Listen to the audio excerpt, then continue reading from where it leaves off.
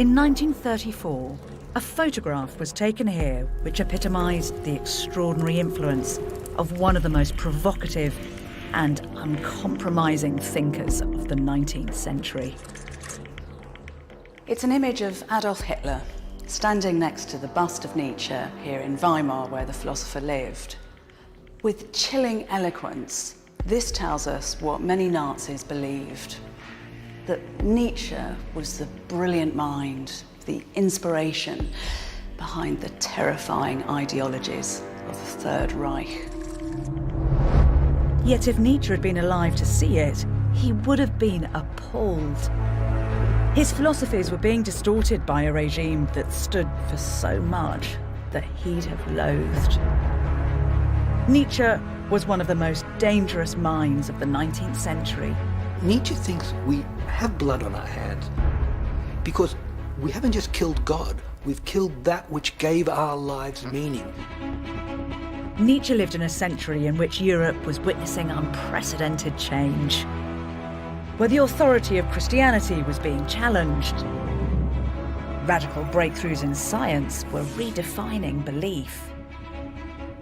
And thinkers like Freud, Marx, and Nietzsche were suddenly free to unleash ideas that in previous centuries would have seen them burned to the stake. Yet they heralded nothing less than the modern world.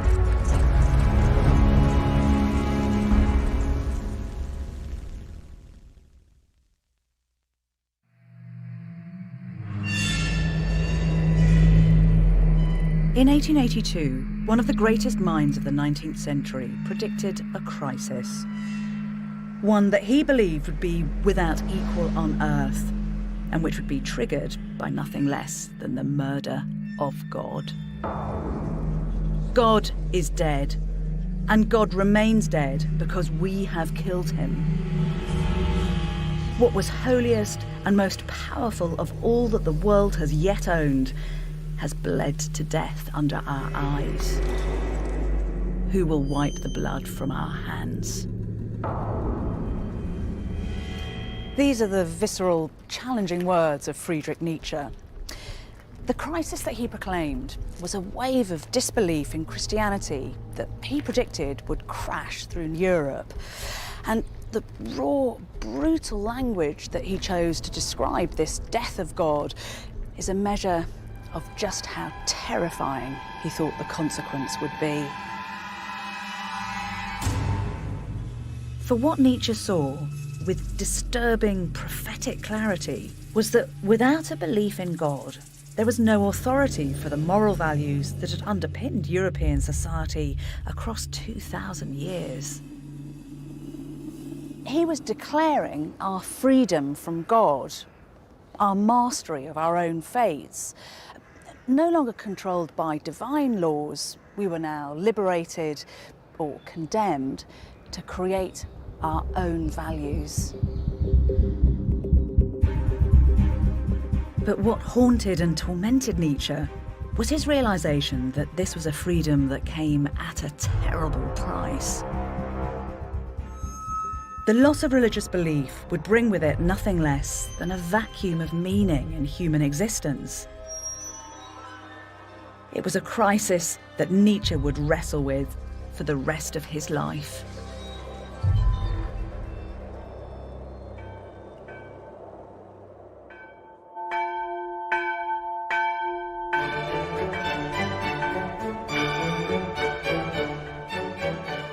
The childhood of the man who would come to call himself the Antichrist was, with no little irony, one infused with the joy of Christianity. When Nietzsche was just 9 years old, he heard Handel's Messiah for the first time. And he said he felt he had to join in the joyful singing of the angels on whose billows of sound Jesus ascended to heaven.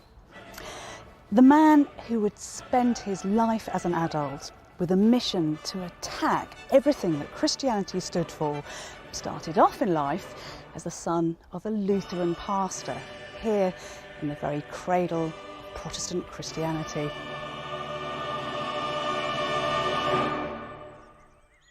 Friedrich Wilhelm Nietzsche grew up in the village of Rocken in Prussia, now northern Germany.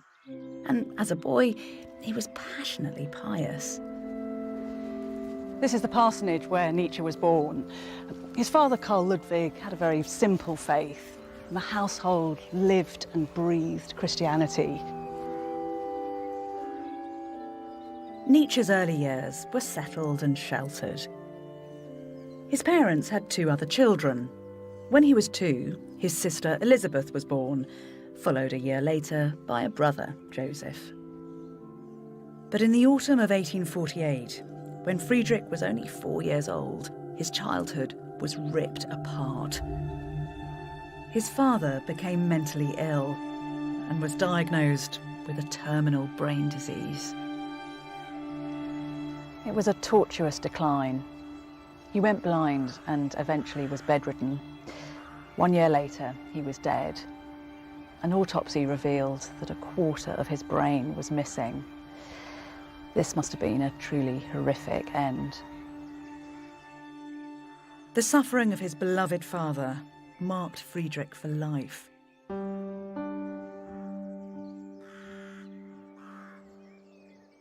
As a teenager, he wrote about his father's funeral in this church where he'd once preached.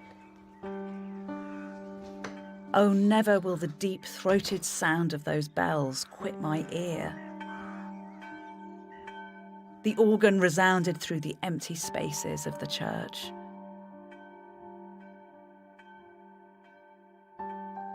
For Nietzsche, the death of his father posed a profound question. Why had this God, whom his father had so loved and to whom he dedicated his life, punished a good man with such torment? It was the start of a journey into doubt that would come to define Nietzsche's life.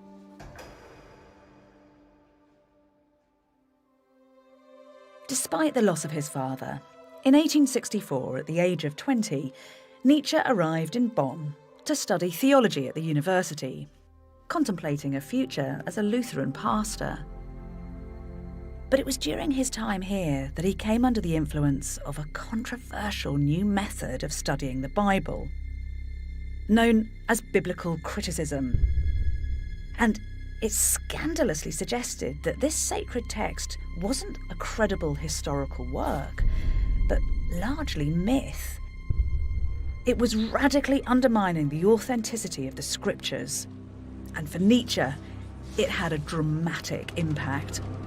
If his father's death and suffering had made him question the idea of God emotionally, then this gave him the intellectual grounds on which to construct his doubt. Nietzsche's loss of belief caused an immediate rift with his family. At Easter, he refused to attend church, crushing his mother's dreams that he would follow his father to the pulpit. And his sister, who'd always hero-worshipped her brother, found her own faith thrown into chaos. But for Nietzsche, his journey into doubt wasn't just a source of hurt for those close to him. It was the start of an all-consuming dissection of the moral and religious beliefs with which he'd grown up. He began to regard Christianity not just as a faith regretfully lost, but as a pernicious influence that encouraged an unhealthy disengagement from the world. Christian teaching, he argued, focused on the next life, with disastrous consequences. Earth became a place of bleak exile from God. Life was a thing of pain and suffering, to be endured, not celebrated. And this emphasis on the life to come robbed the here and now of its sublime meaning. This was a conviction that would dominate his life and his work for the next 2 decades. Rejecting Christianity forced Nietzsche to flee his theological studies and to seek out a new direction.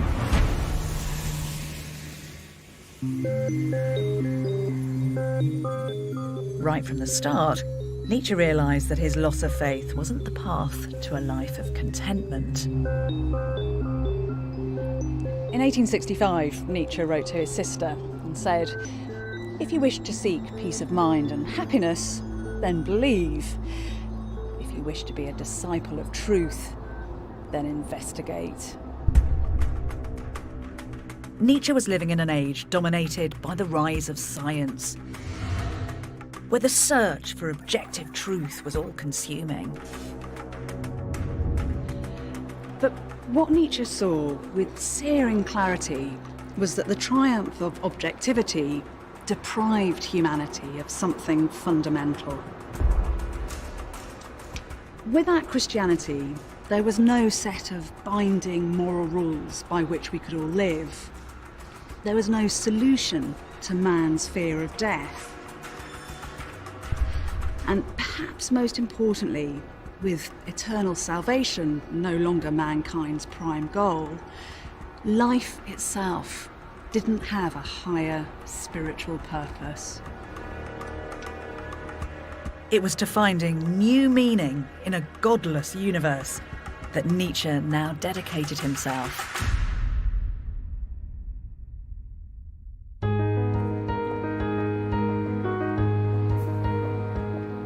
And his first glimpse at an answer came at the age of 21. He decided to become a student of philology, the study of the ancient civilizations and the philosophies of Greece and Rome. And he was in a bookshop when he came across a work that would influence the way he thought and acted for the next decade. It was called The World as Will and Idea, and it was written by a German philosopher called Schopenhauer. As he read it, Nietzsche was transfixed. Schopenhauer was an atheist who'd also grappled with the purpose of life, but his conclusions were beyond pessimistic. Faced with the problem of life's endless sufferings, Schopenhauer's bleak conclusion was that it was best never to be born at all.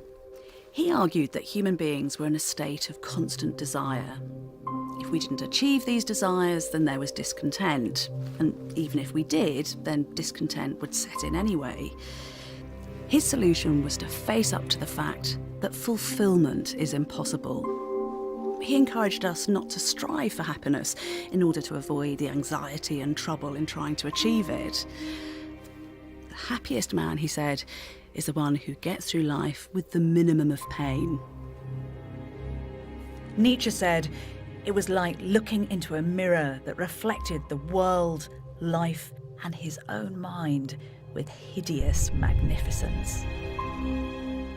But whilst he accepted Schopenhauer's diagnosis that life was just a cycle of suffering, he passionately disagreed with his life-denying nihilistic conclusions. The idea of giving up on life and the pursuit of one's desires.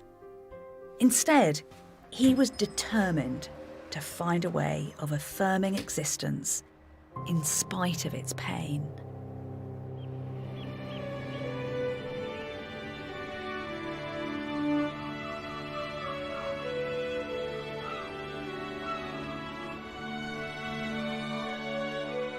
In 1869, the brilliant Friedrich became a professor of philology here at Basel University at the age of only 24, the youngest in its history.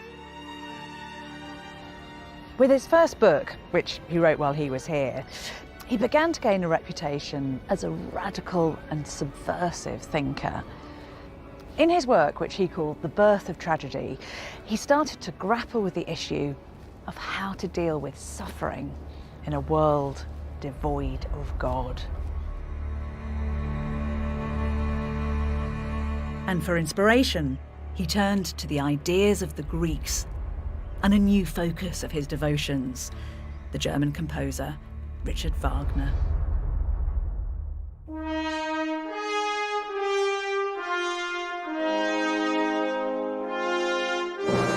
On the 22nd of May, 1872, the foundation stone was laid for Wagner's Festival Theatre. One of the guests at the ceremony was Nietzsche. The two men had met 6 years before when Nietzsche was just a student, and immediately he was smitten. Wagner became both an obsession and an inspiration. Nietzsche would come to believe that in Wagner's work he'd glimpsed what it was that made life itself worthwhile, art, and that the greatest art form of all was music.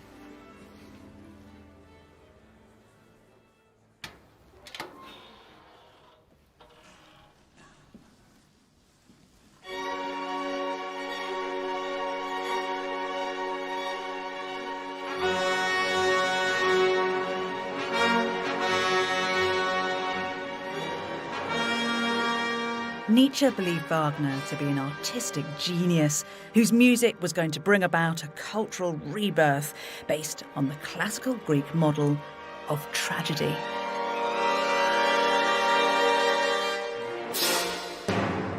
It was an art form that Nietzsche was convinced could transform a world full of suffering into something beautiful and meaningful. How did Nietzsche come to write The Birth of Tragedy? I mean, what was he trying to do with this book, do you think? Nietzsche wrote The Birth of Tragedy after a series of incredibly intense conversations with Wagner. Wagner was developing a revolutionary theory of art, where art could transform society. Nietzsche wanted to provide the philosophy for that. He found in Greek tragedy a model for that thinking.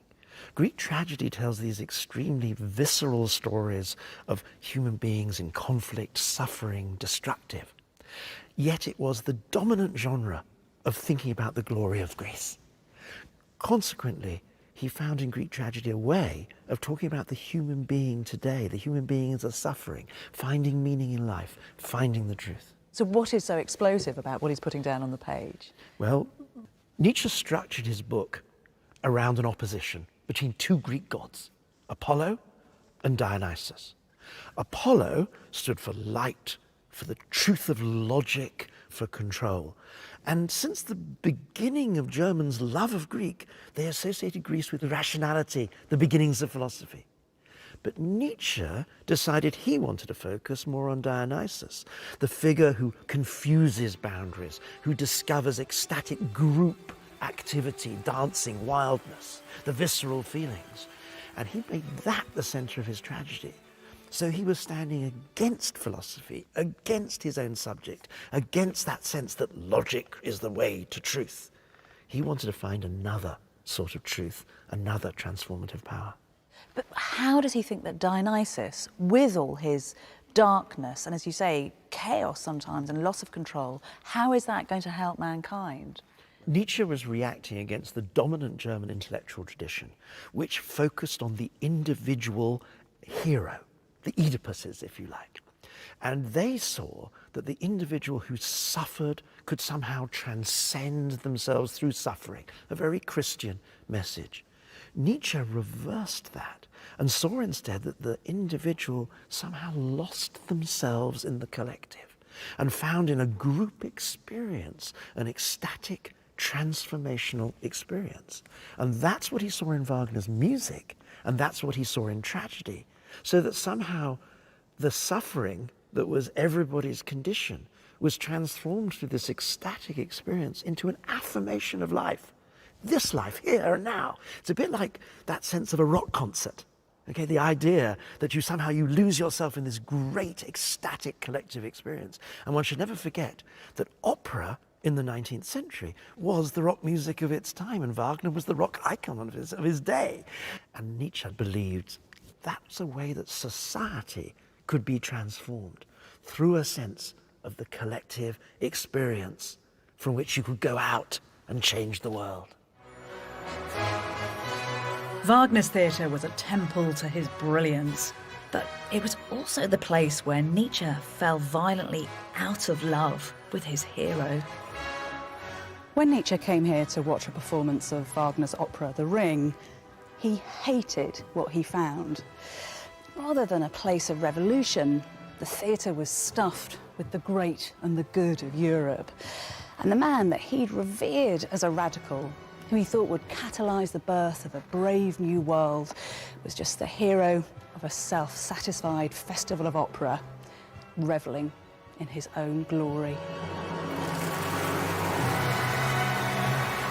Nietzsche stormed out of the theatre mid-performance.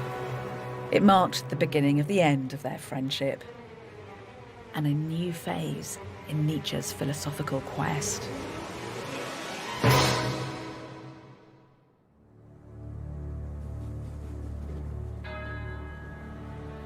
Nietzsche's rejection of Wagner coincided with a similarly radical change in his own life and work. Whilst he continued to teach in Basel, he began to have severe doubts as to whether it was here that his future lay. He still believed that it was through liberating the creative Dionysian spirit that greatness could be achieved, but he began to doubt that the answer lay with the transformation of the masses. Instead, it was the flourishing of great visionary individuals that would hold the key to the future. And he was convinced that the petty responsibilities of academic life were suffocating his own creative genius. He conceived a deep dread of coming back here to lecture, to what he called the greatest curse of his life.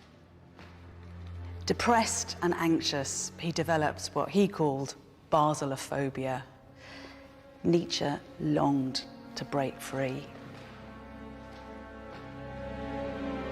The key to life, he wrote, was to live dangerously.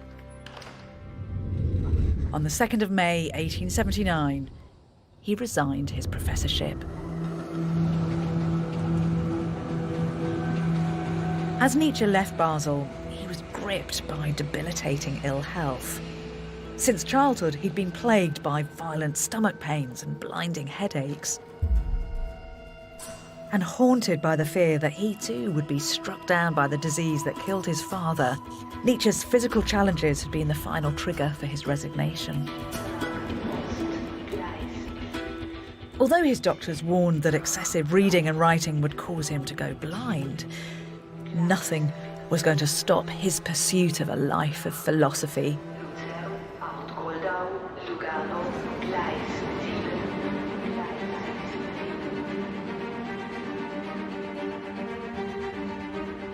Nietzsche began to crisscross Europe, staying in hotels and guest houses in climates that alleviated his medical symptoms.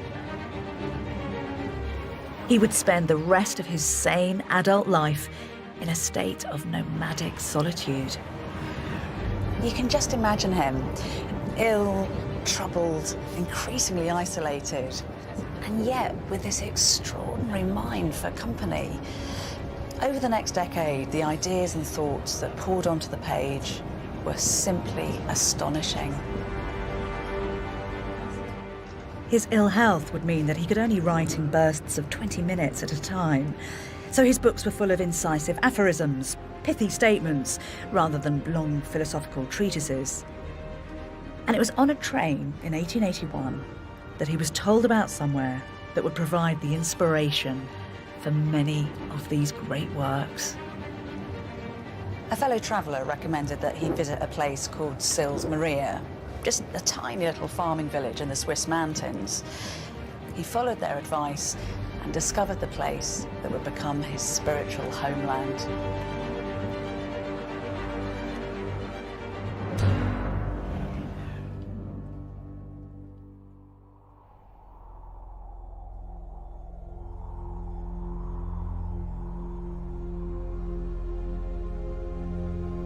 On Monday, the 4th of July, 1881, Nietzsche fell in love at first sight with Sils Maria. Its mountains and forests inspired his most life-affirming ideas. Its beauty reinforced for him the sheer magnificence of existence. And it was on one of his walks here, a month after he'd arrived, that Nietzsche had what he believed was the most important thought he'd ever conceived. He was walking by this lake when he stopped next to this rock and suddenly had a vision. This was a thought experiment that Nietzsche believed would help us all to analyse every action, every decision of our lives, so that we could live those to the full. This was his question. If a demon were to whisper in your ear that you had to live your life as lived, time and time again throughout eternity, with all the pain and with all the greatness, would you fall to the ground and gnash your teeth and curse that demon? Or would you say that he was a god and that his utterances were divine? It was an idea that became known as the eternal recurrence of the same, and it formed the very essence of Nietzsche's attitude to life, to both its joys and its hardships. Nietzsche believed that even though we all have things that we might consider failures, the breakup of a relationship or the death of a loved one, we should be happy to relive those events too. Just as a pianist learns to master improvisations, so we should learn to incorporate mistakes and imperfections and sorrows into the beauty of the whole. We should construct our lives so we are our own heroes.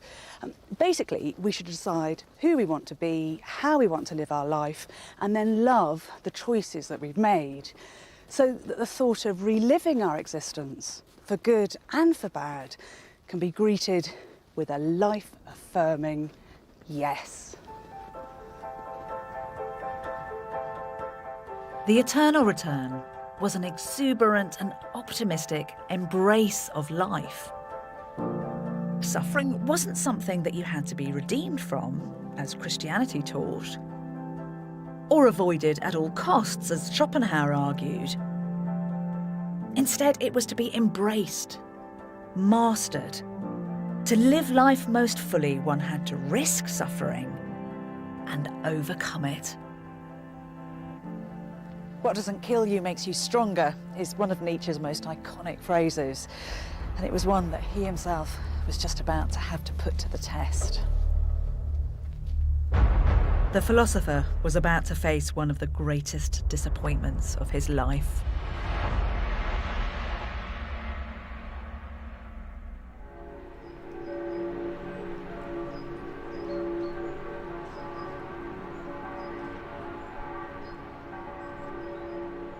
It was in the beautiful town of Lucerne that in the spring of 1882, Nietzsche contemplated abandoning his life of seclusion for a life of love with a woman he was entranced by. Her name was Lou Salome. She was 21, Russian-born, clever, beautiful, and fascinated by his ideas. Nietzsche was lost. Nietzsche and Lou spent hours walking together, discussing philosophy, absorbed in their own world. And Nietzsche brought her here, to what was known as the Lion Garden in the centre of Lucerne, to propose. He'd already asked for her hand in marriage once before through his friend Paul Ray, and she'd refused. Convinced that Ray hadn't done the job properly, Nietzsche was determined to try again. But Salome just wasn't interested in a conventional relationship. She was feisty and original and had no intention whatsoever of being trapped in a life of Victorian domesticity, and so she'd pledged never to give herself to a man. So when Nietzsche proposed for a second time, the answer was still no.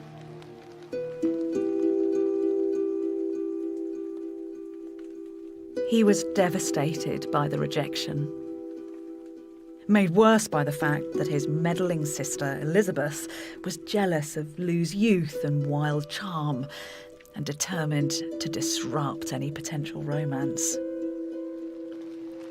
Elisabeth reported details of Nietzsche's passion for Lou to their mother, who responded by spitting out that her son was a disgrace to his father's grave.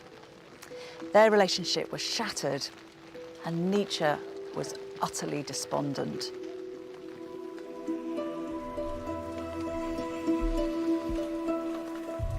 What followed was one of the most miserable periods in his life, but one in which he had the chance to test his own philosophy of suffering.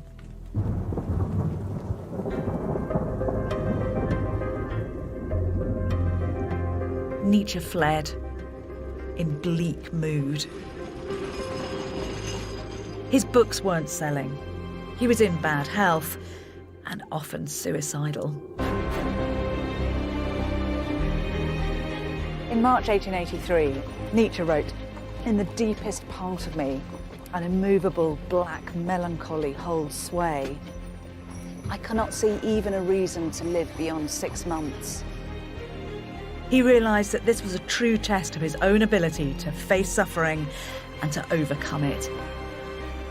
"I'm exerting every ounce of self-mastery," he wrote. "Unless I can discover an alchemical trick to turn this muck into gold, I am lost."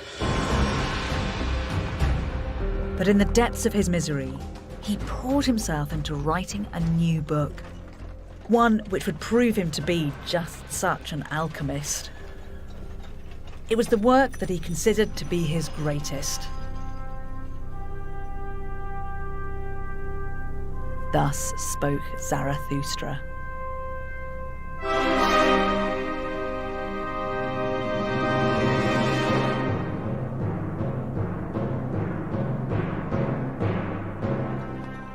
Zarathustra had huge impact.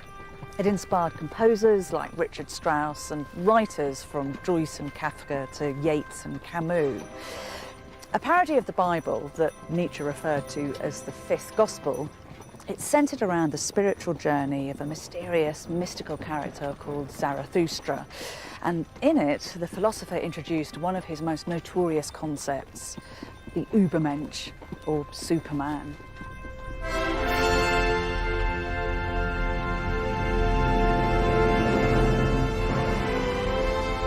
The book is a parable on the importance of self-overcoming. The imagery is of the mountains, and the figure of Zarathustra echoes Nietzsche himself.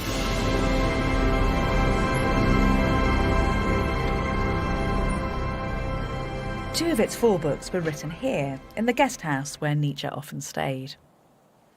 It is remarkable being here, isn't it? Because it's in this room that Nietzsche wrote one of his most groundbreaking and influential works. This is the place where he first had the ideas about Thus Spoke Zarathustra.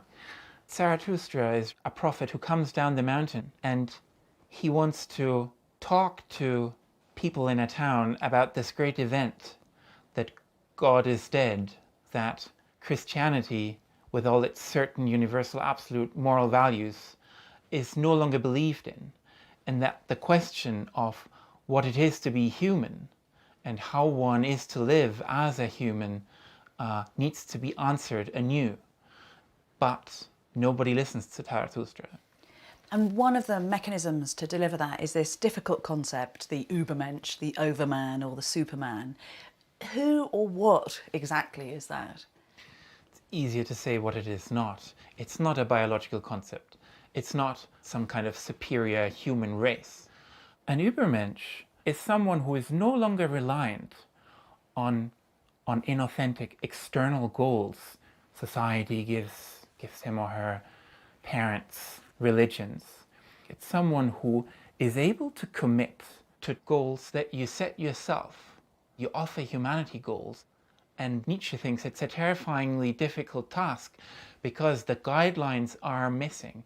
There are no blueprints. And whilst you full well know that whatever task you set yourself isn't universal, isn't good for all, it's nevertheless one you commit yourself to. It's one you strive towards. The Übermensch is someone who can shift and see that the responsibility and the joy of creating life lies not with some transcendent God, but lies within oneself.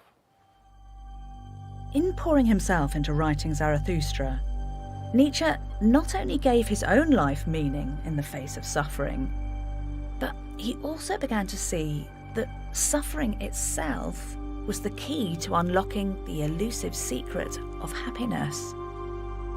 So what do you think happiness is for Nietzsche? We traditionally see happiness in opposition to pain, exertion, suffering, etc. For him, that is not the case. It's striving towards something. It's suffering through that great task you've set yourself. So just flying up onto the summit of a high mountain in a helicopter will not give you the kind of feeling of happiness that you experience when you have spent 15 days walking towards the summit. It's overcoming obstacles that resist you achieving that goal that is part of the experience of happiness. So it's not just pleasure but pain that can be happiness. Pain is almost an enabling condition for happiness.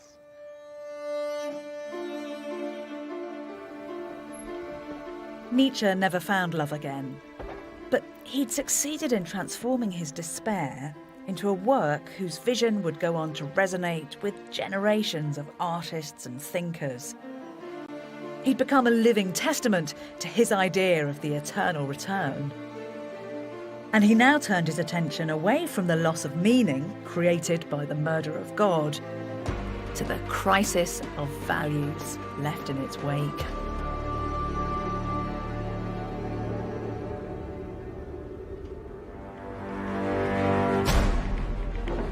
Nietzsche continued his restless journeying around Europe.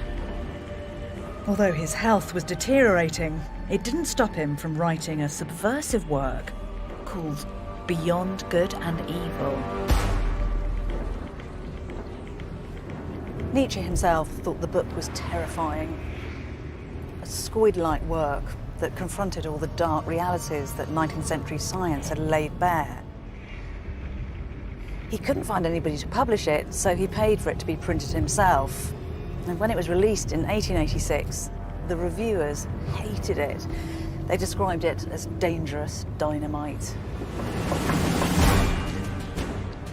Both this book and his next, The Genealogy of Morality, were fired by Nietzsche's utter dismay at the persistence of Christianity's moral values. Whilst many 19th century intellectuals had rejected the faith, they maintained its values. For Nietzsche, this was a catastrophe. For him, they no longer just lacked divine authority, they were a threat to the future of humanity itself. Why should we try to understand this book of his, Beyond Good and Evil, if we're going to try to understand Nietzsche? Well, this is a book where he really begins his incredibly intense campaign against Christianity. And he says the real logic of Christianity is a hatred of our own human, all-too-human nature. That is, we have various drives, according to Nietzsche, sexual drive, aggressive drives, drives to dominate. And Christianity says those drives are an affront to God. We need to push those drives down. But for Nietzsche, that means we need to push ourselves down. So he thinks that Christianity teaches us kind of a self-evisceration, a self-hatred. That is his critique of Christianity. And what does he think is wrong with a fundamental Christian moral value?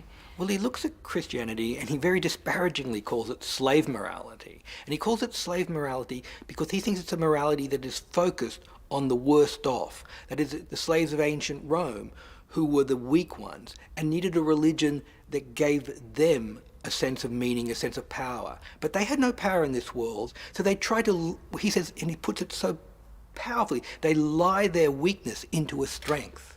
So he thinks these Christian values, humility, poverty, meekness, he thinks these are values that make it safe for the weakest in society.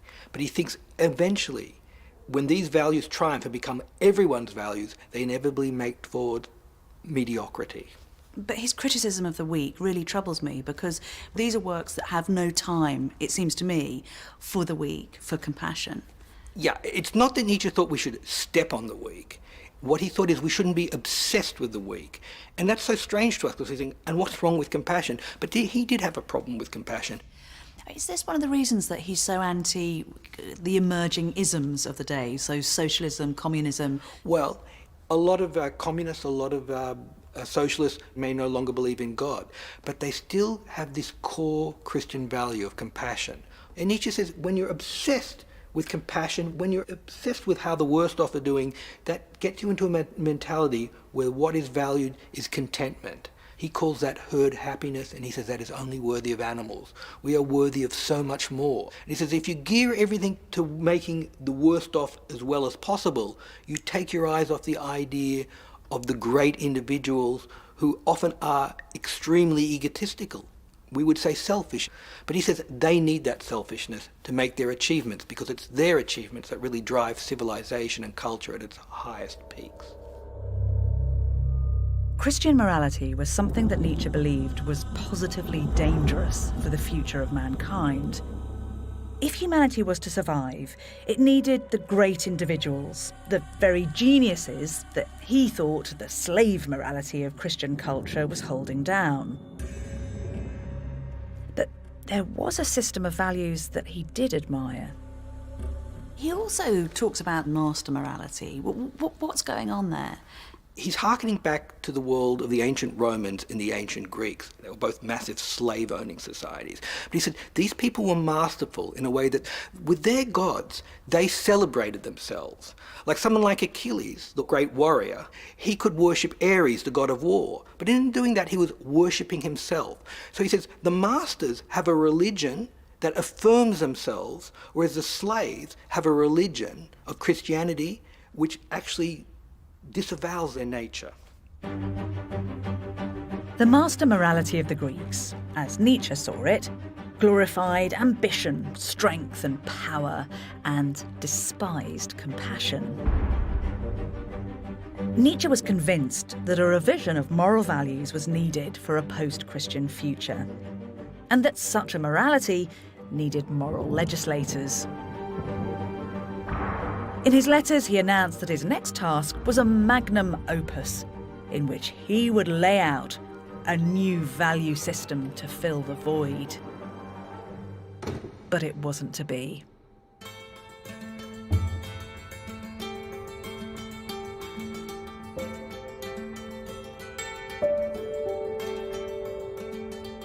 In April 1888, Nietzsche moved to Turin. This would be his home for the rest of his sane life. When he arrived here, he was at his most brilliantly productive. In an almost constant state of euphoria, he produced 4 books in a year.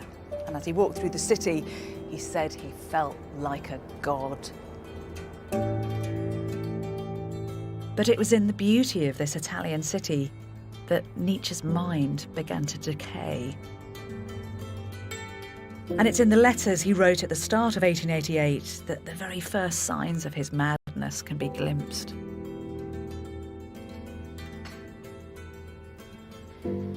These letters give us a troubling insight into Nietzsche's state of mind at the time. Rather than the brilliance that once poured onto the page, these are bizarre and deranged. Here he's writing to Bismarck, one of the most powerful statesmen in Prussia, but he signs himself the Antichrist. On others he calls himself Dionysus, the Greek god. And here he simply ends the crucified one. Nietzsche had megalomaniac tendencies, claiming that he was preparing an event which had the potential to split the history of humanity into 2 halves. The owners of the house where he was staying were alarmed by his ecstatic piano playing, and sometimes they could just about make out that he was leaping about his room, stark naked, yelling as if he was recreating a Dionysian orgy.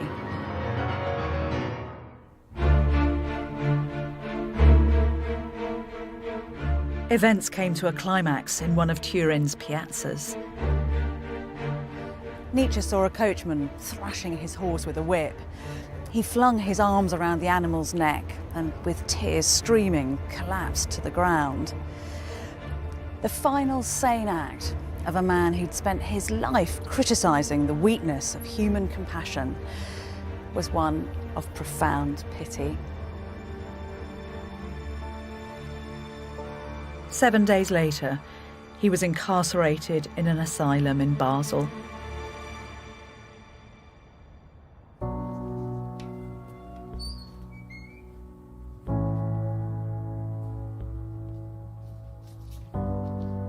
Nietzsche never regained his sanity. At the age of 44, one of the most searing philosophical minds in human history, had disintegrated. For the next decade, until his death in 1900, he'd write nothing. When he arrived at the clinic, the friend who brought him wrote, "He suffers from delusions of infinite grandeur. It's hopeless. I've never seen such a horrific picture of destruction."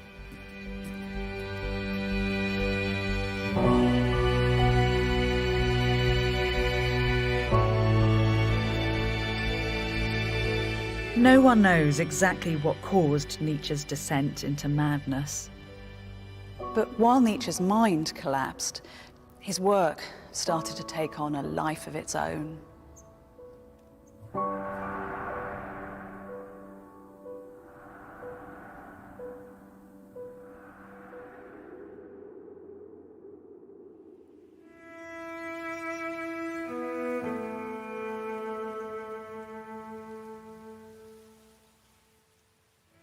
In 1897, Nietzsche was brought here, to his sister Elisabeth's house, to live out his remaining years.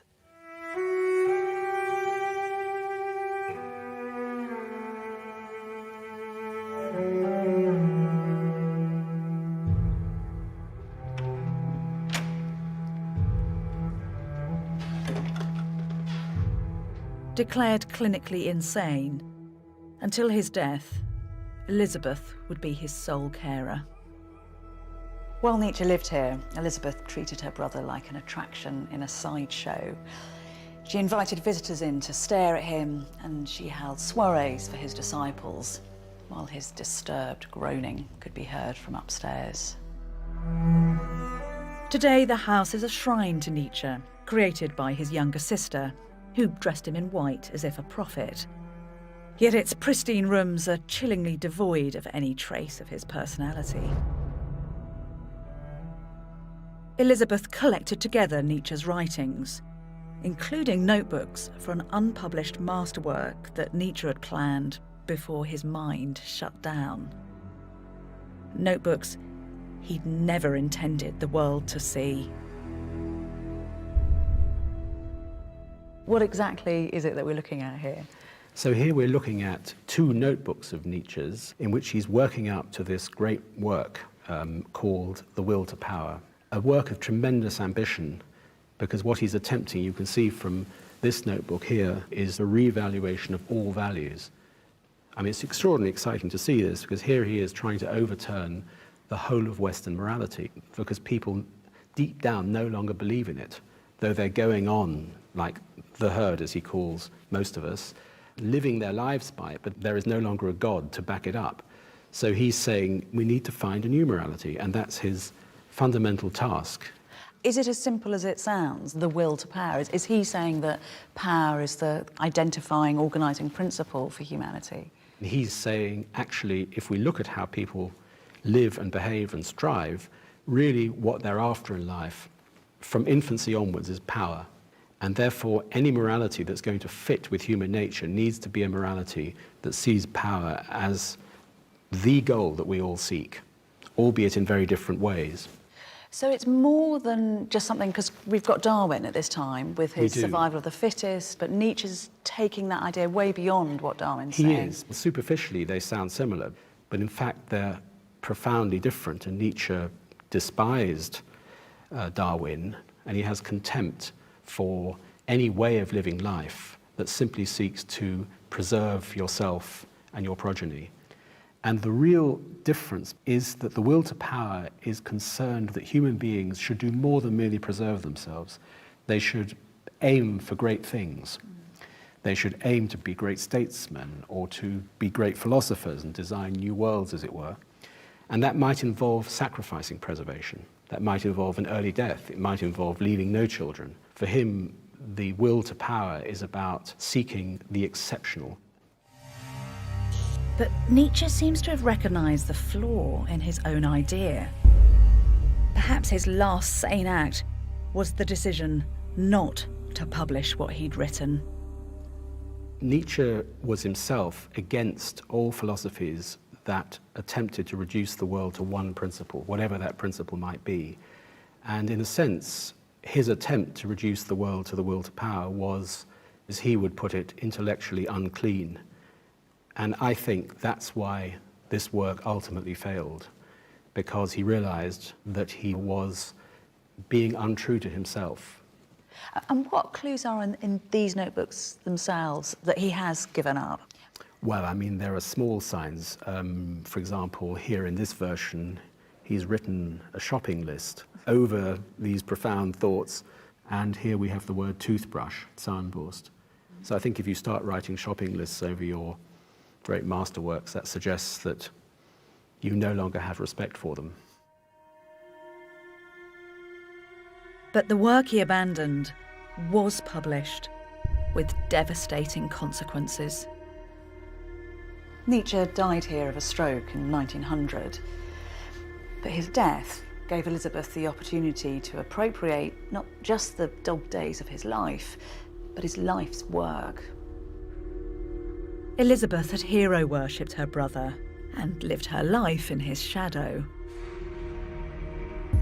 Now, as literary executor, she set about publishing Nietzsche's notebooks in a collection entitled Will to Power. Although she worked with various editors, she simply dismissed them if they disagreed with her. Nietzsche's work was edited and manipulated to suit her own political ends. Elisabeth was a supporter of the Nazis and began to court the party's leaders. In 1934, Adolf Hitler visited this house, and she even gave him her brother's walking stick. Elisabeth was so extraordinarily successful in promoting her brother and his works that by the end of the 1930s, Nietzschean thought and themes pervaded German society. And this was disturbingly reflected in one of the most compelling propaganda films of all time.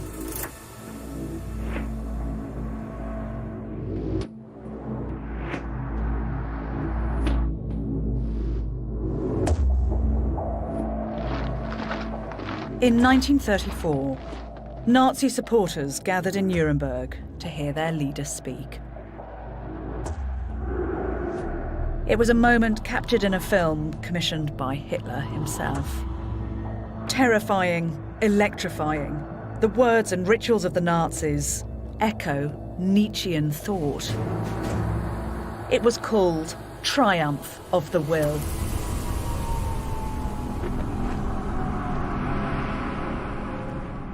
The film begins with Hitler descending from the clouds, echoing Zarathustra, and Übermensch coming down from the mountains with his new morality to be greeted by the herd. An Übermensch offering a system of morality in which traditional Christian values are to be inverted. Dass dieses Volk einst nicht verweichlicht wird, sondern dass es hart sein kann. Where the state will exert the will of the most powerful, and the weak and the helpless will be destroyed to generate a greater humanity. Unsere Partei wollte daher kompromisslos die einzige Macht und alleinige Macht in Deutschland. So closely associated had Nietzsche's ideas become with the aims of the National Socialists that one of its most influential thinkers, Alfred Baumler, said, "When we call out Heil Hitler, we greet with the same cry, Friedrich Nietzsche." And yet, had he lived to see this, Nietzsche would have been horrified. His Übermensch wasn't a master of eugenics. He was a symbol of man's potential.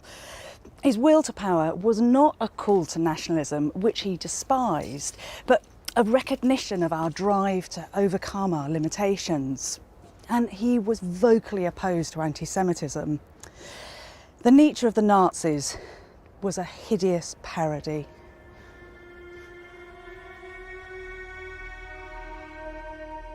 Just months before his final collapse, Nietzsche wrote, "I confess that the deepest objection to the eternal recurrence, my truly most abysmal thought, is always mother and sister."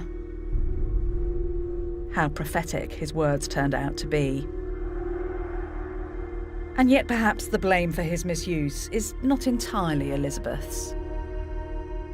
Nietzsche would never have advocated Hitler's final solution, but he was naive if he thought that his work would not be misunderstood. Evil loves nothing better than a void, and the philosopher's clever, ambiguous aphorisms could easily be put to the service of evil. Even when he was entirely sane, Nietzsche said that bad would be done in his name. The sister and the brother must share responsibility for the life that his work took on after his death.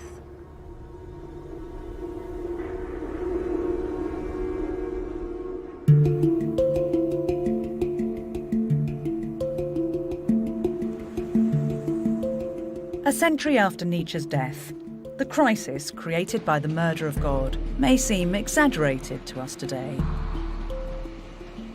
The modern world hasn't collapsed. God, as the unchallengeable source of moral values, seems to have stepped aside relatively quietly.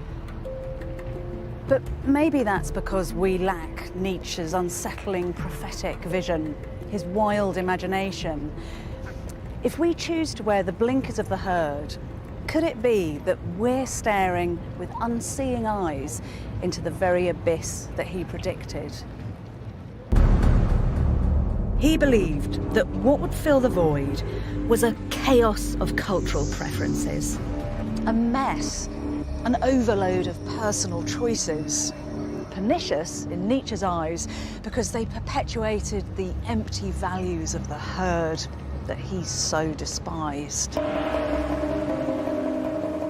And perhaps Nietzsche's most chilling vision was of the humanity that would populate this post-Christian world. These people he called the last men, and for them he reserved his most fervent fury. These were men and women who turned their backs on challenging ideals, but felt they were content. They had a banal existence. They did everything in their powers to limit excesses of joy or sorrow. Their concern was the trivial and the narcissistic, and so they lived lives of timid mediocrity, fooling themselves that they were happy. They bought into what Nietzsche described as the religion of comfortableness. Could this be a devastating description of the modern world? A world that shies from the risk of striving for greatness. A world that shuns higher values and celebrates the mundane. The last men are Nietzsche's greatest fear. They look at a star, by which he means the fiery potential of beautiful lives fully lived, the meaning of all existence, and they have no desire even to pursue it. They merely blink. Before Nietzsche fell into madness, he wrote, "If you stare long enough into the abyss will stare back into you." The chaos that confronted Nietzsche in his final moments of sanity is arguably our own. The question of not just how we should live, but the point of our lives is still one of the greatest challenges of the modern world.